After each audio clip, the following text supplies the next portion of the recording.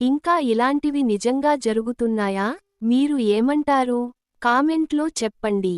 మరువకండి, మిమ్మల్ని మిగతా ప్రపంచం కన్నా ముందు భయపెట్టేది మా కథలే. హాయ్ అండి, అందరూ ఎలా ఉన్నారు? మీరంతా బాగుండాలని కోరుకుంటూ ఇక మన సరికొత్త థ్రిల్లింగ్ సస్పెన్స్ కథను మీ ముందుకు తీసుకుని రావడం జరిగింది. మరి ఈ స్టోరీని మొదలుపెట్టే ముందు మీ అందరికీ కూడా ఓ సూపర్ స్పెషల్ రిక్వెస్ట్. ఇంకా భయపెట్టే కథల కోసం మా ఛానల్ని ఇప్పుడే సబ్స్క్రైబ్ చేయండి. ఇంతవరకు మీరు ఈ వీడియోని లైక్ చేయలేదా? అయితే ఇప్పుడే వీడియోని లైక్ చేయండి. మీరు ఇచ్చే ఒక్క లైక్ వల్ల ఈ వీడియో మీలాంటి హారర్ ప్రేక్షకులకు చేరుతుంది. మేము ఇంకా వీడియోస్ తీయడానికి ఎంకరేజ్ చేసినట్టు ఉంటుంది. ఇంకా ఆలస్యం చేయకుండా వెళ్ళిపోదాం రండి మన స్టోరీలోకి. ఇంకా భయపెట్టే కథల కోసం మా ఛానల్ని ఇప్పుడే సబ్స్క్రైబ్ చేయండి. భాగం 1. శివమొగిలి వంతెన. ఆ అర్ధరాత్రి అరుపులు. ఒంగోలులో బీదగుంట మండలంలో ఓ చిన్న గ్రామం మొగిలివారిపాలెం. ఆ ఊరికి సమీపంలో ఉండే శివమొగిలి వంతెన గురించి చుట్టుపక్కల గ్రామాల వాళ్లందరికీ ఒకటే మాట: అక్కడ రాత్రిళ్లు వెళ్లకూడదు. ఈ కథ ప్రారంభమవుతుంది 2017 డిసెంబర్లో.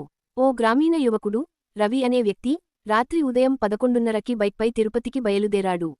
మార్గమధ్యంలో శివమొగిలి వంతెన దాటాల్సి వచ్చింది. అతను చెబుతున్నట్లుగా, ఆ వంతెన మీద వచ్చినప్పుడు బైక్ ఒక్కసారిగా ఆగిపోయింది. తను కిక్కుతో, సెల్ఫ్తో ప్రయత్నించినా బైక్ స్టార్ట్ కాలేదు.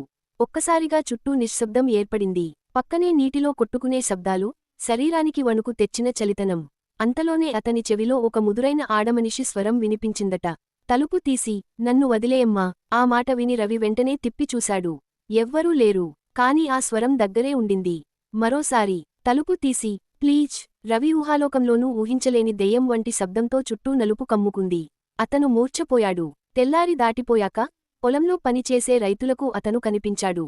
ఆయన కథ మొత్తం గ్రామంలో పాకిపోయింది. భాగం 2. లలిత గృహం. గోడలు మాట్లాడిన రాత్రులు. హైదరాబాదులో 2004లో నిర్మించిన ఓ అపార్ట్మెంట్ లలిత గృహం. బంజారాహిల్స్ దగ్గర్లో ఉన్న ఈ భవనం గురించి ఎక్కువగా ఎవ్వరూ మాట్లాడకపోయినా 2012 తర్వాత అక్కడ ఒకటినొకటి వింత సంఘటనలు జరగడం ప్రారంభమయ్యాయి. సీతారాం అనే డాక్టర్ ఆ అపార్ట్మెంట్లో 5వ ఫ్లోర్లో ఫ్లాట్ కొనుగోలు చేశారు. మొదటి రాత్రే వాళ్ల కుమార్తె నిశిత మూలగుతూ రాత్రి ఏడుస్తూ మేల్కొంది. ఆడపిల్ల ఒక్కటే చూసిందట. ఒక బామ్మ గోడల మధ్య నుంచి నన్ను పిలుస్తోంది, చెయ్యి ఇస్తోంది. వాళ్లకి అలాంటి ఊహలే అనిపించాయి. కాని అదే ఘటన రాబోయే రోజుల్లో వారానికి 3 నుండి 4 సార్లు పునరావృతమయ్యేది. బామ్మ గోడలలోంచి వచ్చినట్టు పిల్ల చెప్పేది. ఒకరోజు సాయంత్రం సీసీటీవీలో ఏకంగా ఆ చిన్న పిల్ల తనే గోడలవైపు నడిచింది. కాని చివరి 4 అడుగుల ముందు ఆమె ఆగిపోయి వెనక్కి తిరిగి, ఒంటరిగా నవ్వుతూ, ఈ రోజు మీరు బయటకి రాకండి బామ్మ. అంతే. ఆ రోజు అదే అపార్ట్మెంట్లోని 3వ ఫ్లోర్లో ఒక ముసలివారు గుండెపోటుతో మరణించారు. సీతారాం కుటుంబం వెంటనే ఆ ఇంటి నుంచి వేరే చోటికి మారిపోయారు. ఈ లలిత గృహం ఇప్పటికీ ఖాళీగా ఉంది. ఎవరు 5వ ఫ్లోర్ తీసుకోవాలంటే భయపడతారు. భాగం 3. సరాయిలపల్లె రహస్యం. వదిలిన బీరువా లోపల. రహస్యం. విజయనగరం జిల్లాలో ఉన్న సరాయిలపల్లె. అక్కడ 1991లో జరిగిన సంఘటనను ఇంకా కొన్ని పెద్దవారు గుర్తు చేసుకుంటారు. అది వాస్తవ సంఘటనగా పత్రికల్లో కూడా వచ్చింది. ఒక చిన్న కుటుంబం, భూమయ్య మరియు అతని భార్య విజయలక్ష్మి, వారిద్దరూ ఓ చిన్న ఇంట్లో నివాసం ఉండేవారు. ఒకరోజు ఇంట్లో కొన్నాళ్లుగా మూసి ఉంచిన బీరువా తెరిచారు. అందులో వాళ్లకి తెలియని పాత పుస్తకాలు, నల్లటి ప్యాకెట్లు కనిపించాయి. ఆ రోజు నుంచే వారి ఇంట్లో విచిత్ర ఘటనలు మొదలయ్యాయి. రాత్రిళ్లు చిలిపిగా నవ్వే చిన్న పిల్లల శబ్దాలు, గదిలో ఉండని వస్తువులు తొలగిపోవడం, ఒకసారి విజయలక్ష్మి చేతిలోంచి గాజులు భగభగలాడుతూ విరిగిపోవడం.